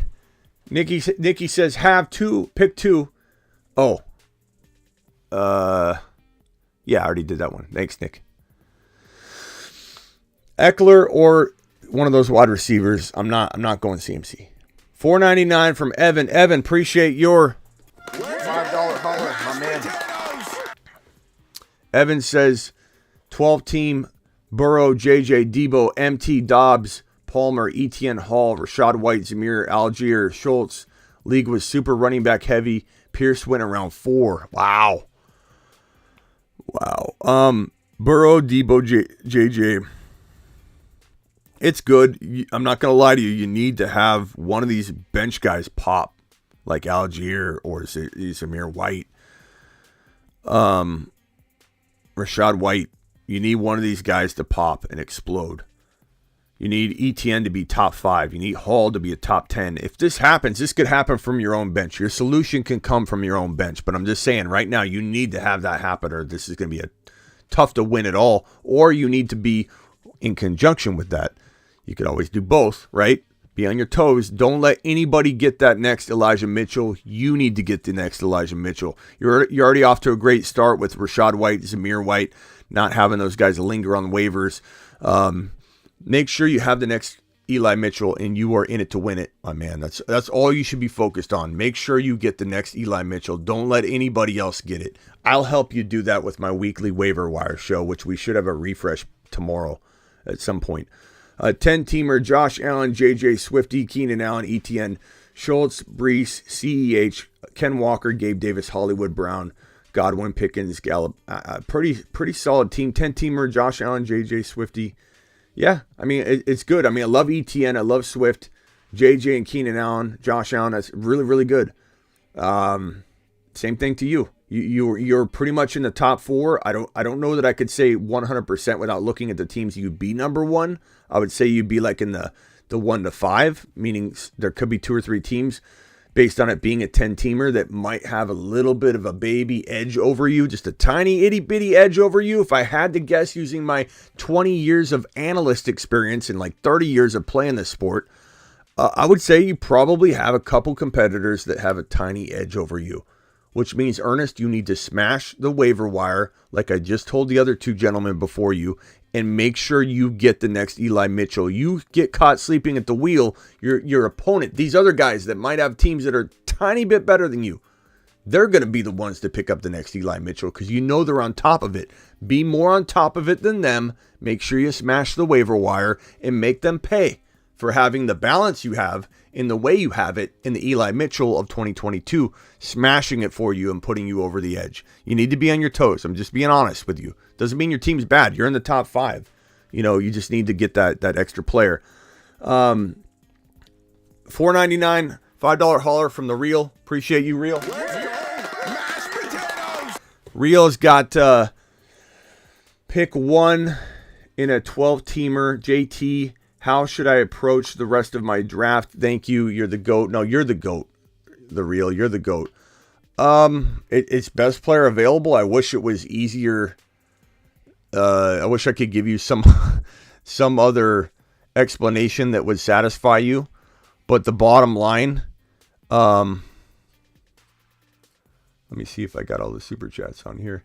I got Rock Out with one more. I think I'm caught up. If I missed any super chats, please let me know. 10-teamer. I think I'm caught up. I got Ollie's right here. Ollie, appreciate that $10 hauler, my man. Ollie with the $10 hauler. And then Rock Out, appreciate that super chat. One pick, I mean, it's best player available. Could Javonte fall? 12-man league, probably not. But I've heard about it. I've heard him fall to the 3rd round in a bunch of grandma leagues. So if your league is even remotely resembling grandma-esque, you may see Javonte fall. You may. If not, maybe you get a Chubb. Not super excited about Chubb. but that would be a good pick at the 12 at the 24. So I don't know, bro. I feel like it can't really give you anything other than I love Hill, I love Debo, I love AJ Brown as an emergency pick in that range. Sometimes Andrews or Kelsey are there it's a move you got to make. I don't really love Andrews there. I like Kelsey there. If you could get Hill, Kelsey, AJ Brown, Kelsey, AJ Brown, Hill, I'm probably more excited about that than I am having you go Barkley or do something that I it's just not my cup of tea. But certainly think you're in good position. It's a great pick to have. Josh Allen, or it's never a horrible pick there. It's kind of a good emergency, but Burrow around 6'7" is better. Burrow around 6'7" is better. So if you get AJ Brown and ETN and JT, you're taking ETN way too early, but I at least love the player. Barkley's okay there if you want to go Barkley, but I just wouldn't do it. Nick Chubb's decent there. I prefer Hill. I prefer Debo. I prefer Javonte. I prefer Swift has fallen there 1 out of like 100 drafts, but it's happened. I'm just letting you know in case it does. But yeah, so that's a tough one. We got a $20 holler from Garrett. Mashed potatoes. Garrett dropping the 20 spot, the $20 holler. We've got Garrett with the $20 holler. We got Avery with the $5 holler. Mashed potatoes. Avery with the $5 holler, and we got first and last with the another super chat, and then the question coming right after. So let me throw that on screen. Thank you, first last. I appreciate that. Garrett's question: 12-team full PPR. My squad: Joe Burrow, Jamar Chase, CeeDee Lamb, DK Lamb, CeeDee Lamb, and DK Lamb. That's pretty good, bro. He's trying to put Lamb in there twice. Joe Burrow, Jamar Chase, CeeDee Lamb, DK, Drake London. Running backs are Breece Hall, A.J. Dillon, Kenneth Walker, James Cook, Rachaad White, Brian Robinson, prayers up, and then Robert Tonyan. You need to get a better tight end. I don't even know if Tunyan's like healthy at all, bro. Check out the waivers. Garrett, tell me who the top tight ends are, and we'll get you into a better tight end right now. But I would say I like this team. Breece Hall and A.J. Dillon and Kenneth Walker are a little shaky, but at the cost, an appropriate reason why is that you have Joe Burrow, Jamar Chase, CeeDee Lamb, DK Metcalf. But, I think you, as the couple gentlemen before, just you hit the waiver, you hit gold on the waiver wire, and that's it. Game over. That's what you need, though. You need to do that. You could make a trade, but a lot of these guys are undervalued. I don't want you getting rid of the Joe Burrow, Jamar stack, and so CeeDee Lamb, a little undervalued. DK, extremely undervalued. Breece Hall, undervalued. A.J. Dillon, maybe not undervalued, but I don't know that he's a hot commodity to trade for. Kenneth Walker, undervalued. You need Kenneth Walker to explode, or you need to hit that waiver wire hard and get that big pickup, spend an entire load drop. Let's say you have a $100 fab, save it. Don't trickle it out $1, $2, $5 at a time and not have $100 to drop if a player emerges. Like, let's say nobody owns Zamir White, and Jacobs goes out and tears his leg up in week 1, and Zamir White comes in the second quarter and has 150 yards and 2 touchdowns, and Zamir White looks like, the next Eli Mitchell. You need to be able to drop 100 out of 100 on him.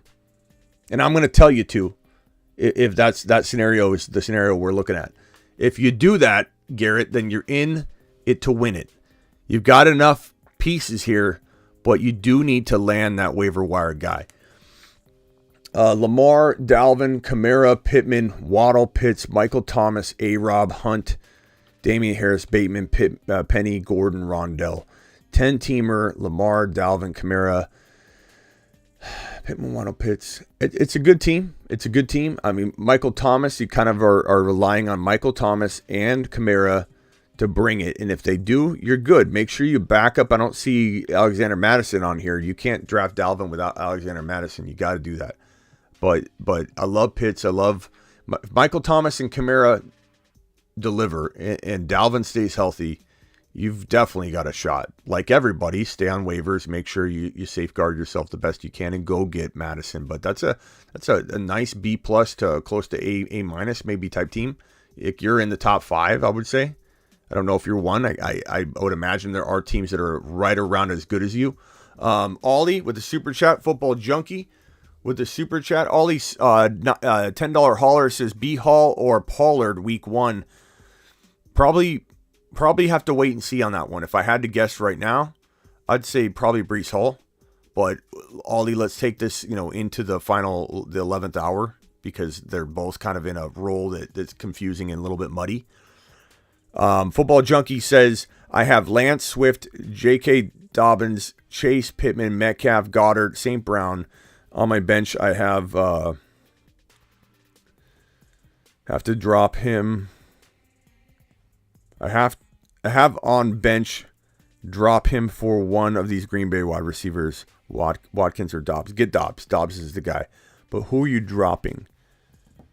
St. Brown, and then kicker I have on bench, drop. I don't know if you're talking about backup kicker, then yes, drop your backup kicker, get Dobbs. Go get Dobbs, do it now. Dobbs needs to be owned. Make sure, there's a lot of guys that could be very, very valuable that you want to make sure aren't on waivers.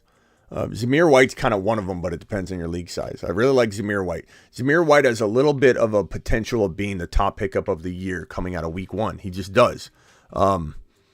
Tyler Beatty, the baddie, has a little potential of being the top pickup walking out of week 1. So the preemptive waiver wire refresh show, the early week 1 waiver wire show, probably dropping tomorrow.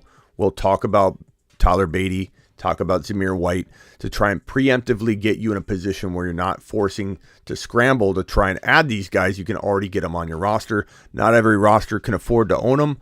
A lot of you are going to send me messages, rightly so, that are going to say, should I drop? And it's going to be a player better than Zamir White, a player better than Tyler Beatty. And you can't really drop, those guys in a lot of those cases. But definitely look to try and acquire them. Again, I don't know who you're saying to drop here. Better not be St. Brown. But dropping an extra kicker maybe or something. But yeah, Dobbs. Go get Dobbs. Lance, Swift, JK I'm not fond of. But I love Swift. I love Lance. I love Chase. Pittman's good value there, and where you probably got him. Metcalf, I love. Goddard, you're good. You got a good squad. Work that waiver wire, junkie. Don't miss out on getting that next Eli Mitchell or Zamir White type guy that could be Zamir.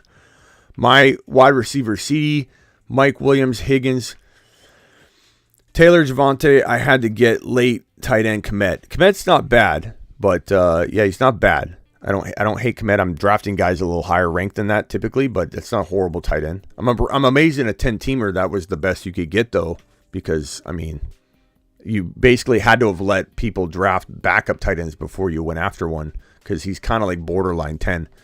Freiermuth I like more. Dawson Knox I like more, in case they're out there. They shouldn't be, but in case they are. Your wide receivers are Lamb, Mike Williams, Higgins. That's really, really good. Javonte, Taylor. I like it. First last is pretty darn good. Thank you for the super chat. Appreciate you very, very much. Rockout says Chase, Lamb, Allen, Elliott, Mitchell, Schultz. Already got that one, and I like everything but taking the triple wide receivers when it's Allen. But it's still a good team. Where are we? I think I'm caught up.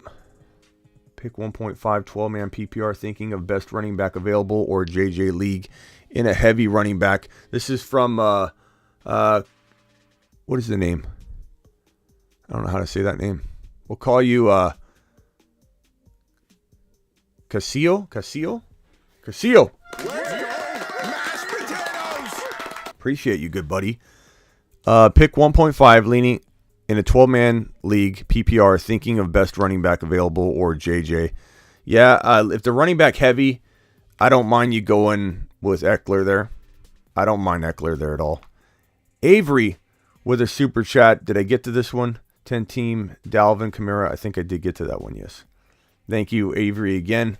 Thank you, first, last. Appreciate you. Thank you, Junkie. How do you feel about Spiller? He was really, really bad coming out of college when you compared him to other running backs and looking at all the data. He's slow. He wasn't better than his counterparts whenever he was injected into the lineup. He was, he tested very badly at the combine to back up all of the, hey, he looks slow on film. But guys can get better at the NFL level. They can improve. The situation obviously determines a lot. Was Arian Foster overlooked because he didn't look fast or have the speed or the quickness that he should have, coming out of college? He was so overlooked. He was an undrafted free agent. And Arian Foster was in the best system in the world. And boom. You messed up your question. No problem, Junkie. I got your back. Pal. So I like Spiller to some degree because of his situation, but he's no guarantee of any kind. B-Rob for Dobbs. It's a risk because we don't know what's going on with B-Rob. Could be one of those heroic comeback stories that we've, people cutting him and he has a flesh wound or, who knows. I do like Dobbs. I would try, if you don't think anybody's picking up Dobbs, you could wait a little bit just to let the dust settle on the news and then, punch it right away if it looks like he's going to be out a significant amount of time. They come out and say he was shot in the glute, double glute shot, and it's like it wasn't two, it was one. It just went through one cheek and through the other cheek, but it was the same. You know what I mean?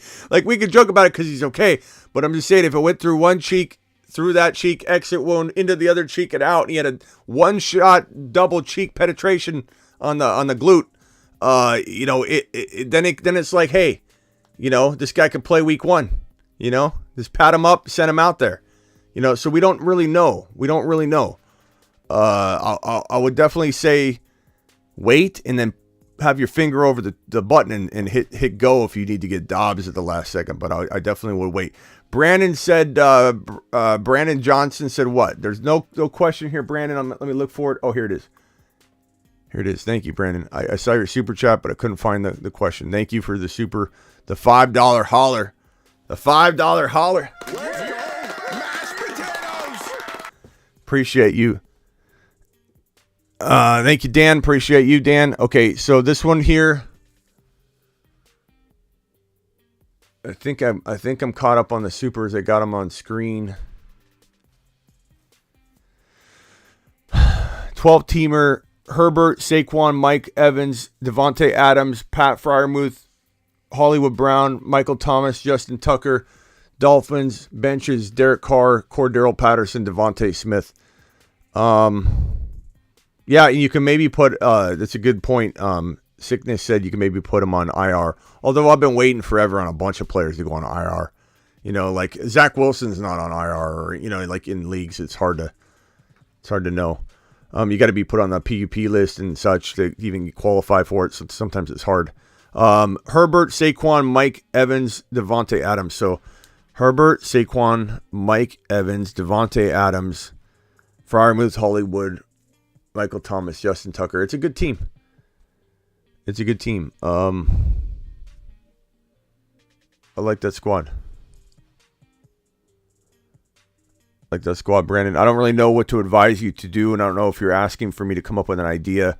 I'm always up for trading Saquon and upgrading him a little bit, getting a Javonte, getting a Swift.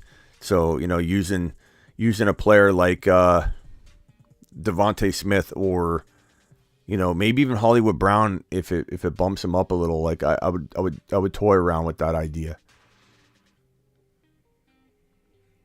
Danny with a $5 holler. Danny says 10-teamer PPR, Javonte, Saquon. A lot of Saquon shares for a show that's very not anti-Saquon, but wait until third round. There's a lot of Saquon shares out there in these questions tonight. I'm not against him. He could do very well. I'm not calling him a bust. I'm just calling him I'm cautiously optimistic and waiting till round 3. But Burrow, Chase, Javonte, Saquon. It sounds like that's your third rounder then. So that's good. You listen, Danny. He's your third rounder. Excellent job. Freiermuth, Renfro, Hall, Pierce. I love Pierce. Pacheco, Dobbs, Pickens, Algier. Anything you should get before the season starts. Honestly, bro, you got the tripod. That's all that really matters. The tripod, also likened to pyramids in ancient Egypt, are constructed using Joe Burrow, Jamar Chase, and Javonte Williams. I mean, Danny, what can you say? Danny also has DK. You left that little piece out, bro. So you got Burrow, Chase, Javonte, Saquon, DK, Freiermuth, Breece Hall, Pierce. Now you've got an A- or an A+ team, Danny. Big difference. I'd say A- because it's a 10-teamer, but it's still very, very good 10-team league. You should be proud of that team. Zinski dropping a super chat. Appreciate you, Zinmeister. Danny, appreciate you. Brad, appreciate you. Appreciate everybody dropping the supers. If I've missed anybody, please let me know. Please scream that I missed your super chat, and I will go get it. Is it worth losing a waiver spot for Pickens? I'm at 3. It depends on your wide receiver situation, Zinski. I like Pickens a lot, but in redraft, I don't know if it's worth losing the waiver spot because are you starting Pickens? Answer is probably no. He's probably one of your bench wide receivers. A good one at that. Maybe one you should have drafted because I've been talking Pickens up for a little bit now. But Zinski, neither here nor there. If it affects your ability to climb to number 1 and wait for the Zamir White or the player that I think, I'm just throwing names out, guys I think could be Eli Mitchell-esque in 2022. I don't know if it's a rolling waiver like that and you don't have to bid and you know you can get that guy. I'd probably not use it. I'd probably let him try and pass through waivers and pick him up for free. That's my advice, unless you're starting him, which I hope you're not because he's an upside guy. He's not guaranteed anything yet. He could be slow at times. I got Burrow and Mixon together. Is that bad? Not bad. I don't love it, but it's not bad. It's not bad at all. It's just not something. I mean, they're very, very productive together. They could be very, very fine. Any updates on B-Rob? Not that we're aware of. There are people saying that he could be okay, but it's more so people reading into the context of Ron Rivera's message he put up on Twitter and announced everywhere that said that he'll be back soon doing what he loves. But you're going to say that, no matter what. So we don't really for sure know what the update is. Thank you, Zinski, for the super chat. Appreciate everybody. Trying to get to everybody's question. We got 200 people in here. 147 thumbs up. Punch that thumb up button. Let's get to the phone. Call into the show. Call into the show. Call into the show. Dial 602 NFL. Dong. Thank you all for your kind super chats. Appreciate you. Here's some solutions to the B-Rob situation. Zamir White and Pacheco were 2 guys that I threw out earlier. I'll keep that up here. Tripod, Cousins, Burrow, Chase Swift. Burrow, Chase Swift. Yeah, that's it. It is a cousin. We coined it that earlier, Omar. It is a cousin or a brother of the original tripod. Burrow, Chase Swift. Also, Jalen Hurts, Chase Swift, or Jalen Hurts, Jefferson Swift, or Javonte Williams, A.J. Brown, and Jalen Hurts are related as well to the tripod. They're definitely a cousin. Trade day, 12-team PPR, Burrow, Javonte, Etienne, Chase, A.J. Brown, St. Brown, Knox, Stevenson. You got drafted with a bunch of Niner fans, trade day. You took them to school. Come on, get out of here with that great team. 12-team PPR, Philly Freak. I got Hurts, A.J. Brown. I love the stack. DJ Moore, Najee Harris, Javonte Williams. Same thing. You're playing with a bunch of Eagle fans, Philly Freak, and you just took them to school. You guys were, hey, Eagle fans, you want to get in a league with me? Now, you did stack your Eagles, and you still did a good team. You did the fandom thing in drafting Eagles, but hey, I love drafting Eagles. I think they're going to be phenomenal. Do you have a ruling waiver tip? Yeah, being at 1's great, and just waiting until like it's too good to be true type of player is sitting there. Those iffy ones aren't worth it if you can have hope for getting that next Eli Mitchell, if it's a rolling waiver. Thoughts on DK being snubbed in the top 100? Look, Christian McCaffrey, I heard, was snubbed from the top 100. I mean, I'm a McCaffrey, doubter for 2022, but that's predictive. That's predictive. That's a predictive thing. McCaffrey is going to get hurt, or how can McCaffrey be left out of the top 100 players? It's crazy, and that's coming from somebody that's like he's probably going to get hurt. How do you leave McCaffrey out? How do you put Herbert where Herbert was? How do you not know that Herbert and Josh Allen are like one and the same? Absolutely crazy. Superflex roster, 12-team, Allen, Tannehill. I'm not fond of Tannehill at all. He's going to lose his job. You better get Malik Willis. Kamara, Brees Hall, Dobbins. I'm not a fan of Dobbins. Debo, DJ Moore, Marquise Hollywood Brown, Schultz. I like the core of the team. I don't like Dobbins. I would try and trade him. I'd trade DJ Moore and Dobbins for one better player, bro. Whether it's a Diggs or a Dobbins and DJ Moore for like Tyreek Hill type. You know what I'm saying? Smitty 12 team, Hurts, Javonte, ETN, Jamar Chase, AJ Brown, Hollywood, Brees Hall, B-Rob. Prayers up to B-Rob, Fryermuth. Good squad, Dawson. Dobbs and Watson on the wire. Drop B-Rob for one of them, says Junkie. Junkie, I think you asked this earlier, right? I would probably say hover your hand over the button, Junkie, and punch it once you know a little bit more about B-Rob. Because it may end up being the glute shot. We don't know. We don't know what's injured. So tough to react to it. You know what I'm saying? What's up? Thank you, Zach. Appreciate you. Chris, appreciate you. Choi, you got 10-teamer. Lamar, Dalvin Cook, J.K. Dobbins, Diggs, Mike Evans, Schultz, A.J. Brown, benches, Brandon Cooks. 10-teamer, J.K. Yeah. I mean, it's good. I don't love J.K. Dobbins. But I love A.J. Brown. I love Diggs.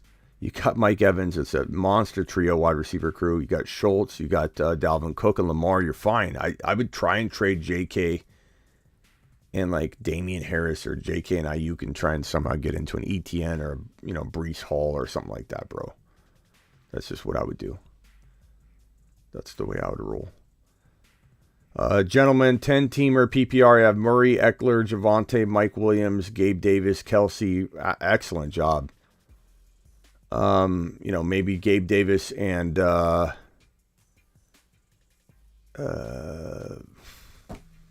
Ramondre and Gabe Davis. Edmonds and Gabe Davis, or Edmonds. Yeah, Mike Williams and Edmonds, or Gabe Davis and Edmonds for a bigger upgrade. That's where I would go with that. Go for the 2-for-1. What time is it there, Smitty? It's 11:31 p.m. Watched House of Dragon already. Is pretty darn good. That show is quality. It feels like it never left, to be honest. I really enjoy it. I think it's going to be, I don't want to say it's better than Game of Thrones. That's blasphemous, but I want to say the writing is on par. It's just new characters, so it's like, will we ever like the new characters as much as the original, like, took us by surprise type of show that we just grew to love a different way? Probably not. Like, it's not going to take the place of Game of Thrones, but the writing is on par. The character development is on par. It's just going to always be a level lower because it's not the original. But it's almost like when a show goes off on a weird, like, goes back in time story. Kind of feels like that. Kind of feels like, we're still watching Game of Thrones and it just took us, back in time and it's telling us some kind of alternate story and we're loving it. Like that's what it feels like. It's a fantastic show. Thank you. Appreciate you. You rock. Ernest, appreciate you. 10-teamer. Burrow, Javonte, Chase, Debo, ETN, Goddard, love it. Waddle, Gibby, Hunt, Pierce. Maybe explore the Gibson value right now. See if you can trade Gibson and Gibson and Waddle for a monster.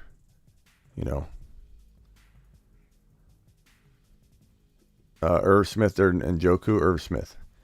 How do you feel about Jalen Hurts and Devontae Smith stack? I like it. So it's a nice little stack to have. I like Devontae Smith a lot. I'm starting to really like him as a wide receiver 3 in a build where you've gone really, late wide receiver 3 shopping. Not like where you take him even remotely close to where you normally would want to take your wide receiver 3. This is like ignoring your wide receiver 3, coming in a little bit and taking Devontae Smith. I like him a lot. That's going to do it for today, guys. 2-hour show, a little random emergency live stream. Can't get mad at a random 2-hour show in the middle of the night talking about, we did have some more news to get to, but I'll cover that tomorrow on the news show, or if we have an emergency live stream tomorrow, we'll have more news. But appreciate every single one of you. I'm live Monday through Friday, 7 p.m. Eastern, right here, 7 p.m. Eastern, Monday through Friday. Get on over to thefantasyfootballshow.com. Order your one-on-one text device with me. One-on-one text advice. Email it, or not it's better than email advice. You're going to get audio messages from me through texting. Okay? You're texting an actual phone from your phone It's not an app or anything. You're literally, it's a phone I bought just to do this. It's the second phone I carry around with me. I carry it everywhere. I have Miss Smitty, asking for milk here, and I've got you texting me over here. It's an on-demand text service where it's me responding, and you're going to absolutely love it. And also, don't forget, I'm live Monday through Friday. Where's my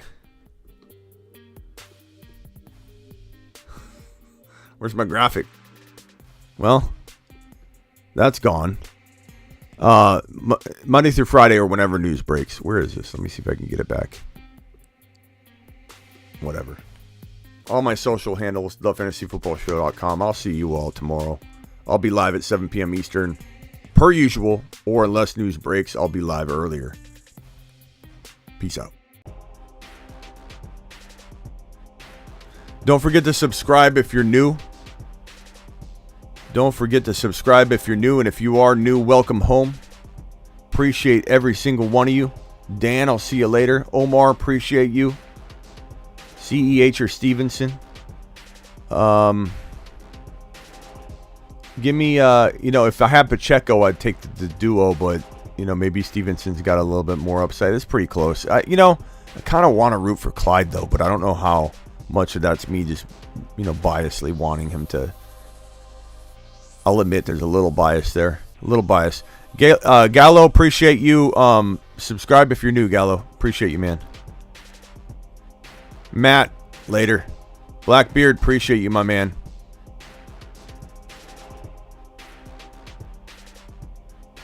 Later, Philly Freak. Nice job with your drafts. Matt, appreciate you.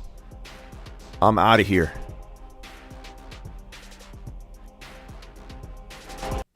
The stack above all stacks. It's time to drop the pancake emojis in the live chat.